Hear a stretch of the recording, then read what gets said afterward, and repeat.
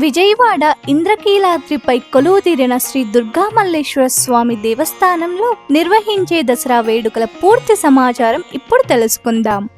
శ్రీ విశ్వావసునామ సంవత్సరం ఆశ్వయుజ మాసం శుద్ధ పాడ్యమి అనగా సెప్టెంబర్ 22 సోమవారం నుంచి అక్టోబర్ 2 గురువారం వరకు మొత్తం 11 రోజుల పాటు ఘనంగా అమ్మవారికి దసరా మహోత్సవాలు నిర్వహించనున్నారు.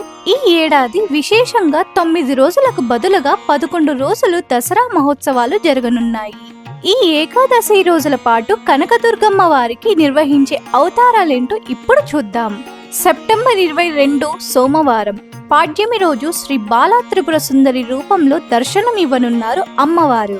సెప్టెంబర్ 23 మంగళవారం విధియ సందర్భంగా శ్రీ వేదమాత గాయత్రీదేవి రూపంలో అభయమిస్తారు. సెప్టెంబర్ 24 బుధవారం తదియ నాడు శ్రీ అన్నపూర్ణాదేవి అలంకారంలో సాక్షాత్కరించనున్నారు లోకమాత.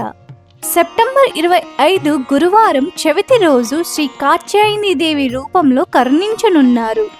సెప్టెంబర్ 26 శుక్రవారం చవితి సందర్భంగా శ్రీ మహాలక్ష్మీదేవి అవతారంలో అనుగ్రహించనున్నారు జగన్మాత. సెప్టెంబర్ 27 శనివారం పంచమి తిథి నాడు శ్రీ లలితా త్రిపుర సుందరి రూపంలో ఆశీర్వదించనున్నారు.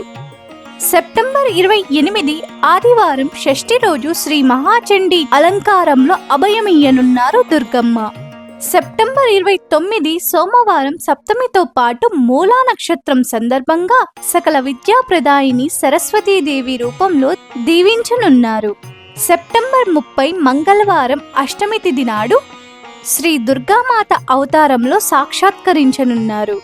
అక్టోబర్ 1 బుధవారం నవమి తిథి రోజు మహిషాసురమర్దిని దేవి అలంకారంలో దుష్ట శిక్షణ చేసి భక్తులకు దర్శనమియ్యనున్నారు లోకసుందరి. అక్టోబర్ 2 గురువారం దశమి సందర్భంగా శ్రీ రాజరాజేశ్వరి రూపంలో అభయమియ్యనున్నారు కనకదుర్గమ్మ. దశమి సాయంత్రం హంసవాహనంపై తెప్పోత్సవంలో విహరించనున్నారు. ఇది విజయవాడ కనకదుర్గమ్మ ఆలయంలో నిర్వహించే దసరా శరన్నవరాత్రి ఉత్సవాలలో అమ్మవారి 11 అవతారాలకు సంబంధించిన సంక్షిప్త సమాచారం.